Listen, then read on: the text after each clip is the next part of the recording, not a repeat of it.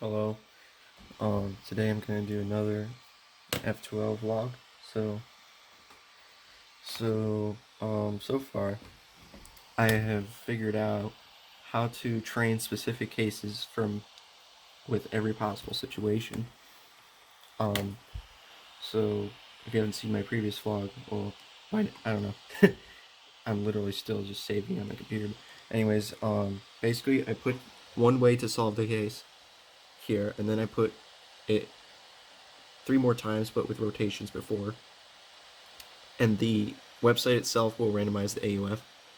So, and then to set up the number of slots open, um, well, first I do a setup that scrambles the number of slots I want to scramble, but then I just keep on scrambling the cube and solving and scrambling and solving, and I don't even have to do the setup anymore because it's already set up every time. So, very efficient way to practice cases. Um, and yeah, it's quite difficult because of how many different AUFs there are and like how many different algs I use for one case. Um, but I think I've made quite a bit of progress on at least this one F2L case. I know how to do it for now. I know how to do it when it's the first F2L pair from every angle AUF and AUF. So, and I use I use three different algorithms for it.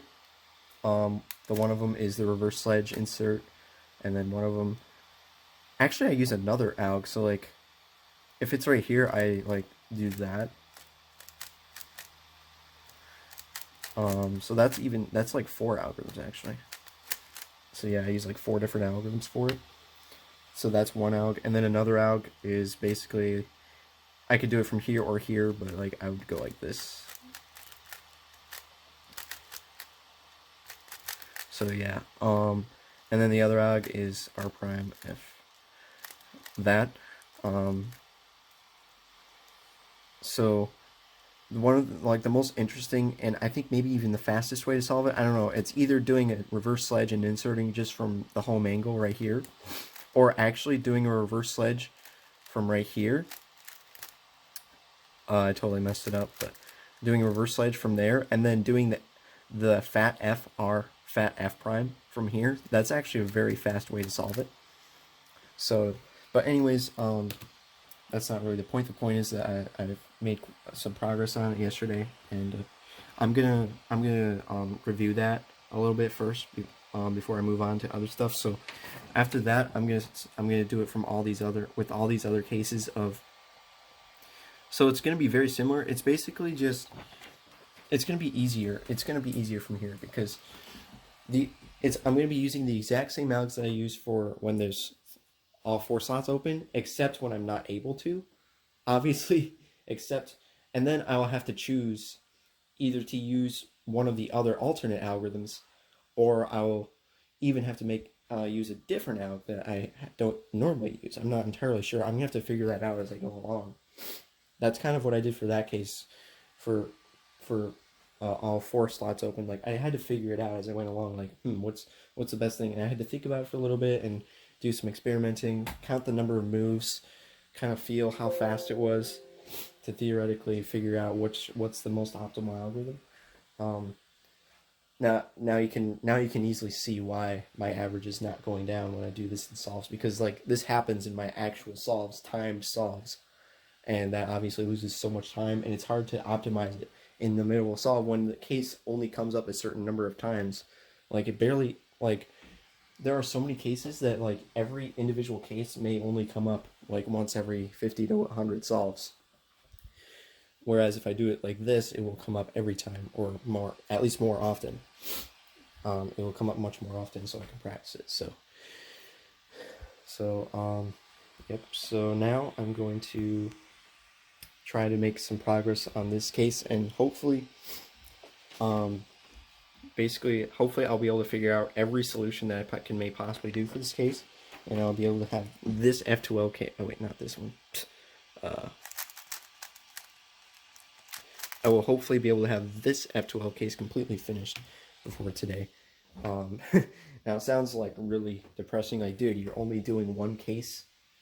You're only practicing one case out of how many cases? Like 100 cases.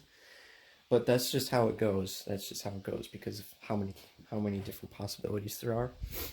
I'm hoping that I can move on to more cases, but I'm not even sure if I will. Hopefully, I mean, if I actually put the time and effort into it, I should be able to finish that case today and then move on to the next case, which would be the mirror of this case. That's what I want to do next. Yeah, I will try to work on that. It is 8:29. It is 8:49. So I've made a little bit of progress. So first of all, I kind of changed the solutions for a couple of the ways I do this. So like I actually, for this angle, I'm still working on I'm still working on like finding the best solution. But I'm not using this alg anymore. I figured I don't think that's the best alg because you can do another algorithm that has the exact same number of moves, except that you don't have to it's only 2 gen, whereas that one's 3 gen. And I think this is better. So if you do this, it's hard to see, but I know it looks really weird because I did it one-handed, but that's the alg I'm using instead. But anyways, that's not the most important thing though.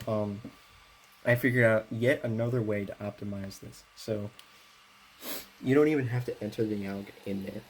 You just have in your mind what you know is the alg that you need to do, and then you do the same setup every time. So for me, the easiest way to set the alg up is to take out this and then do sledgehammer. So just do that, and then the trainer will randomly generate. If you type in these 4 things here, it will randomly generate the AUF and it will randomly generate the angle. So the first one is no. I didn't know how to do it where you just don't do anything, so I just put U prime, and it turns out that if you have to unselect to make sure you're not doing a long algorithm to set it up. You just unselect use real scrambles, and every time it'll just give you that stuff right there. So it'll give you random AUFs, random angles, and you set it up yourself. You set up the alg yourself. So for everything, you have this. You solve the case. And then to set up the next case, you undo what you did by setting up the case, and then you do the random moves that. So for this case, it's U prime, Y prime, U, and unfortunately that means you didn't even have to do any AUFs, but that's the only way to get it to work. So, and then for this case, I would do my alg of this. Whoops, it's hard to do one-handed. Dang it. Yeah, I'm not even gonna try to fix it. But anyways, that's what I figured out. So, hopefully that'll speed things along even faster. So now I'll try to do more things. Wow, good job. It's 8:52. Okay, it's 9:24. So, I've completely finished determining how I'm going to do every case. With when it's the first pair and when it's the second pair with this pair in the back right solved. So I guess I could show you kind of the solutions I found. So basically, when it's in the front, when you have to do it in the front right and the back right solved, you do it exactly the same way that I do it when it's the first pair. So you just do a reverse sledgehammer, every single AUF except for this AUF, and for this AUF, you do this. So for this angle, you'd also do it exactly the same as when it's the first pair. So from this angle and from this AUF and from this AUF, you do this algorithm. And then from this AUF and this AUF, you do this algorithm.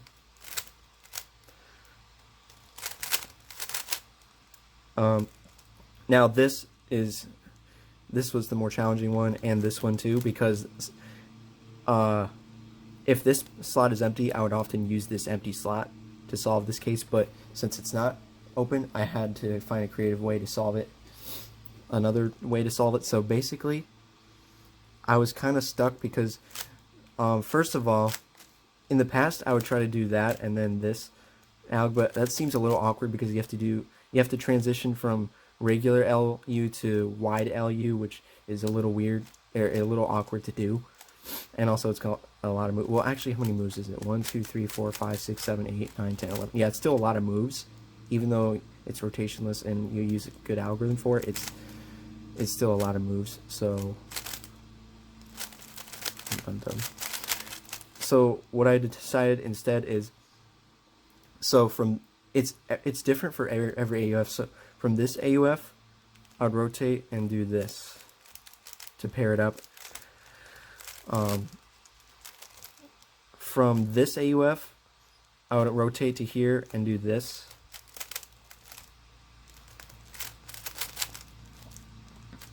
So, and then from this AUF, I would do this. And then finally from this AUF, now this is a tricky one because, first of all, for the two solutions I just showed, you would have to do a rotation plus an AUF before you could start either solution. And that was also the case with this one, but the AUF was kind of incorporated with the rotation, so it's not as bad. So I think the best way to do this is actually to do the reverse sledgehammer, but execute it like this. I know, so basically I was really stuck because I feel like it's only 8 moves, which is actually very good. 8 moves compared to 11 moves if I was to do one of the other solutions. But on the other hand, I was stuck because the regrip from here to here is kind of a big regrip. And also I really do not like doing just rotation plus F move. Like, also I don't want to rotate to the front and do F moves because I don't want to solve in the front. Like, the only alternative would be to do like something like this and then do the F move like that, but I really think it's still better just to do this and then do the regrip. And then from every case from back here is pretty simple. Like, from here you just do that. From here you would do this. Actually, wait a minute. No, you wouldn't. Never mind, I'm dumb.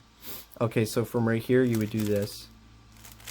But from here you would not do this because I only did that for before because it's awkward to rotate and do F moves, but it's not awkward just to do the F move if you're already rotated there. So I would do the F move to solve it. So from there,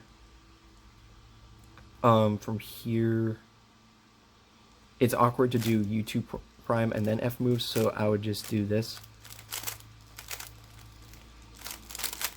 So yeah, so from here, that, from here, F moves, from here, U and that, and then this one, you would just do U prime, that.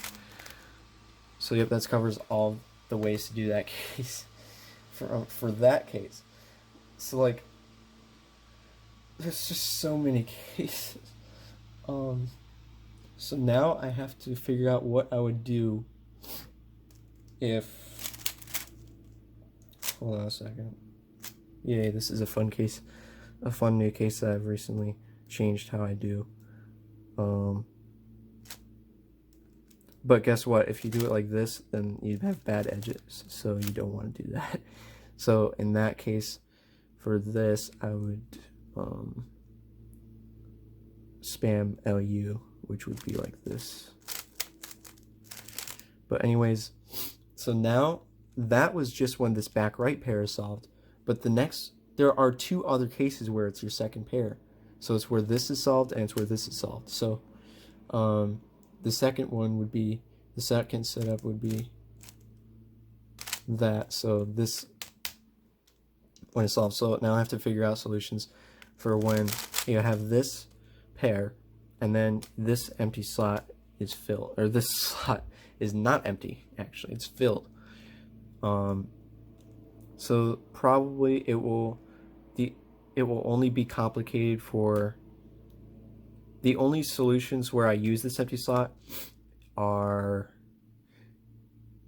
yeah, it's basically when I'm sitting in this angle and I do that, I would use that slot to do it, but now I can't do that, so I have to do a different solution. So most likely I'll just do that to solve it, but I want to just make sure that's the way to do it. So I'll keep working on it. It's 9:31. It's 9:34 actually. I quickly realized that, so if you have the front left slot solved, you do everything exactly the same as if this slot was empty, except when you have this angle. And when you have this angle, I'm pretty sure you would not want to rotate if you could just easily do this algorithm. So you just do that alg for every AUF from that angle. So that's the only difference. So I guess that was pretty quick. I figured that one out pretty easily, so that's nice. So then the last case that we have with I guess I'm solving the whole case. So the last case we have where it's the second pair is when it's a diagonal one. So basically you're solving this F2L pair, and then this slot is filled. So from the front, you would do everything exactly the same. From here, though, actually, I think you would do something different. So from here, this angle, you would do everything exactly the same, because it's either using this empty slot or just doing this algorithm that doesn't use that, only messes up this slot that you're inserting it in anyways. So from here, it's the same. From here, it's the same. But from here and here, it's going to be different because I do use this back slot for both of these angles. So from here, I would do the same thing. From here, wow, wait a minute, hold on a second. Actually, yeah, so from here, what I normally do with 4 slots open is I would just use this slot, so this is unaffected, so I would do that to set it up. So here the same, here the same. From here, I would rotate and use this slot here, and then from here I would, actually it is the same for every case, never mind. So for this angle, and this angle, it's exactly the same. But for this angle, it's definitely different because I would use this slot a lot. So actually I would use this slot for pretty much everything, because from this angle I would do that, which would mess up the slot. For this I would do the sledgehammer, which would mess up the slot. This I would do the sledgehammer as well, and this U2, I don't want to do U2 sledgehammer. I would just do U and then use the slot. Or actually no, I wouldn't. Never mind. I would use that. And also for this, I would use this left slot. So actually, for 3 out of the 4 AUFs,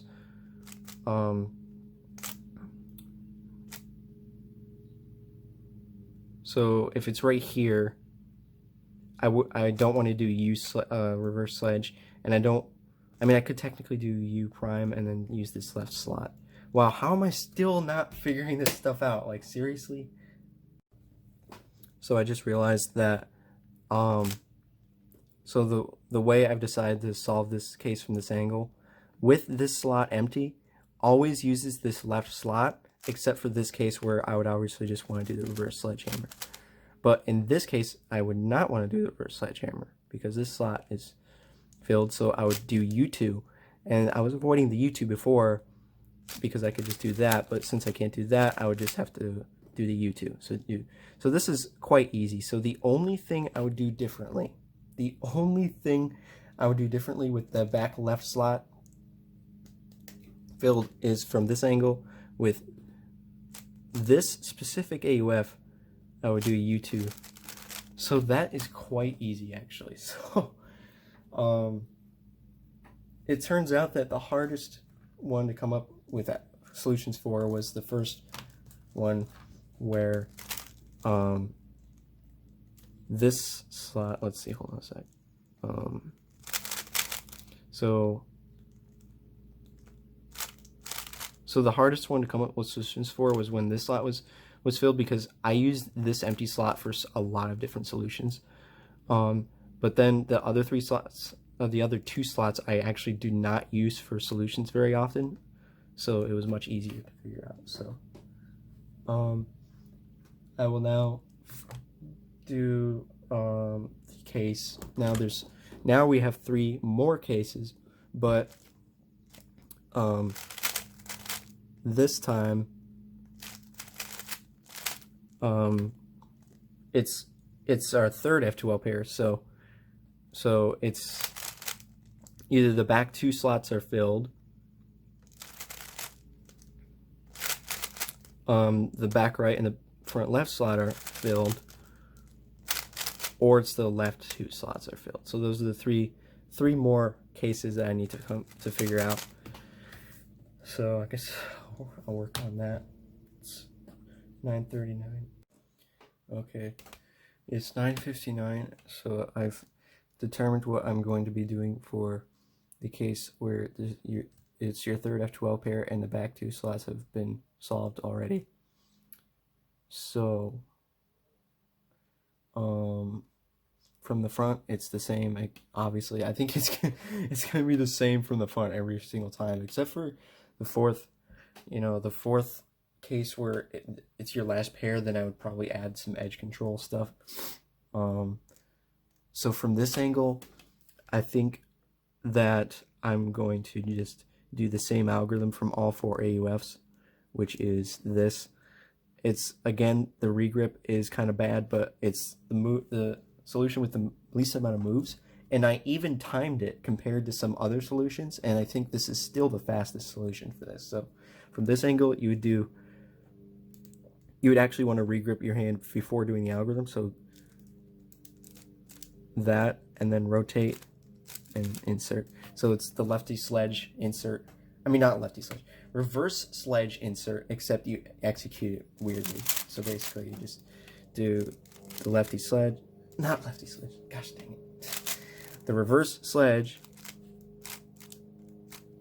and then insert. So I'm gonna do that for all 4 AUFs from that angle. From this angle, it turns out that it's very nice because this slot is open, so you can just do the same thing that you would normally do. So from right here and right here, you do this, and then from here and here, you do that. And then finally, from this, so there's like 2 good algorithms, I think, from here, but I've decided that I'm only going to use one of those 2 algorithms because one of the algorithms, it's good, but it relies on you being good at lefty turning, which I'm not very good at. That algorithm is pretty good, but to execute it quickly, you have to be good at doing the lefty turning, and I really don't feel like trying to do that. So what I'm going to do instead is do this algorithm. So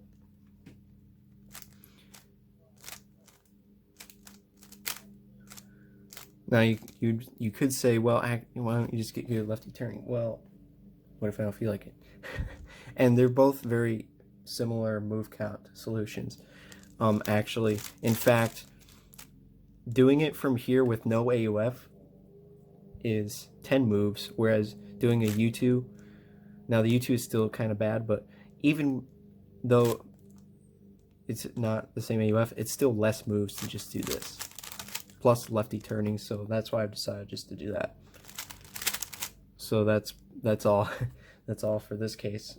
So luckily enough, I'm doing the same thing regardless of the AUF for every angle. Well, except this one, obviously, but for this angle and this angle, it's one algorithm and it's one algorithm, so it's really easy. So now the next thing, see how would I solve this? Actually, specifically for this case, you don't want to do that and sledge, because then that would mess up the edge orientation, so probably just want to do that. But anyways, so we've done it so that we've figured out how to do the case where this slot is empty. So now the next one is R prime U prime R.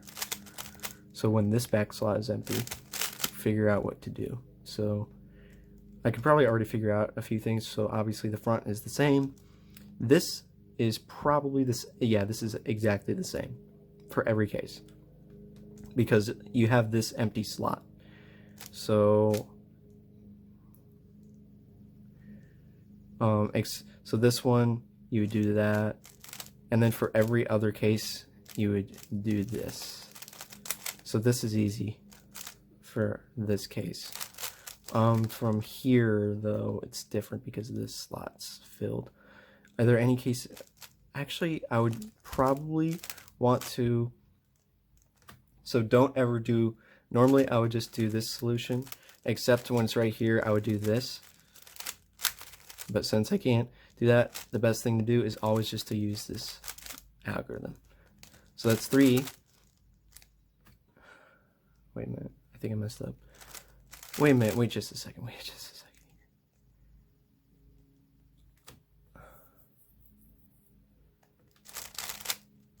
Yeah, sorry, I was confused for a second, but yeah, that's correct.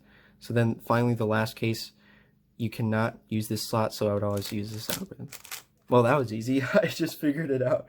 I just figured it out on camera how to do it. So, okay, well, on that, if I can keep, so for this case, you would actually not do the D moves because you don't want to force a bad edge orientation. So you would want,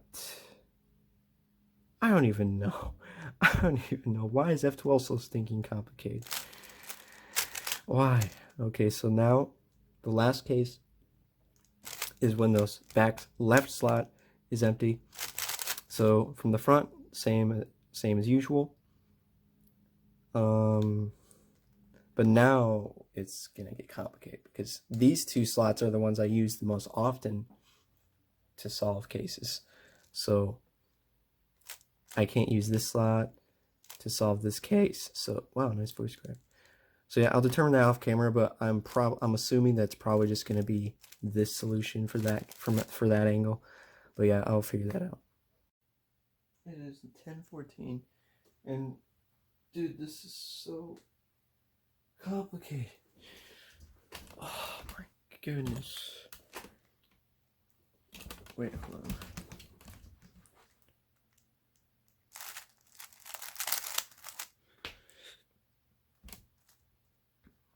From here,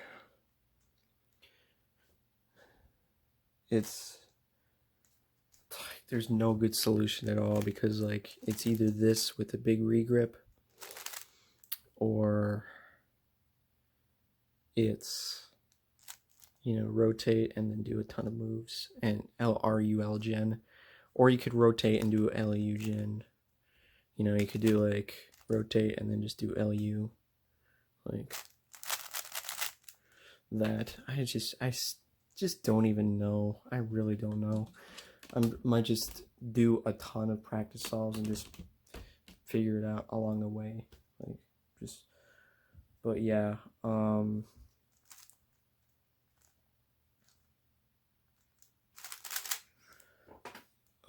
from here, yeah, so from here, you could do LU gen or you could do RUL gen. The RUL gen solution is 10 moves and the LU gen solution is 9 moves, but it involves a lot of reloading your finger, so I'm not sure if it's faster. So there's so many things to take into consideration.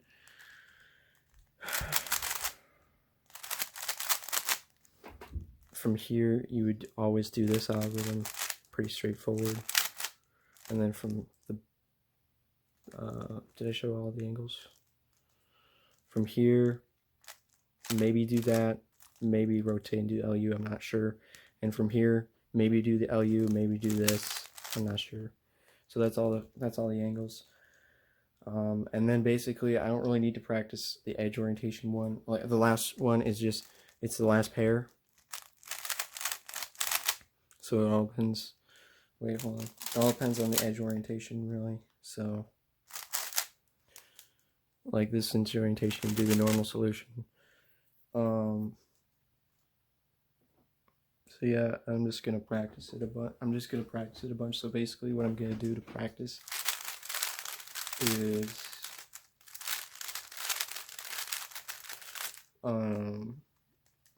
so I'm gonna set up the case where it's the first pair. So I'm gonna do it and then do the random AUF that gives an angle that is shown on there. So let's just say blah blah blah blah blah, rotate, AUF, and then it's this case, which I would do like this. I'm stupid.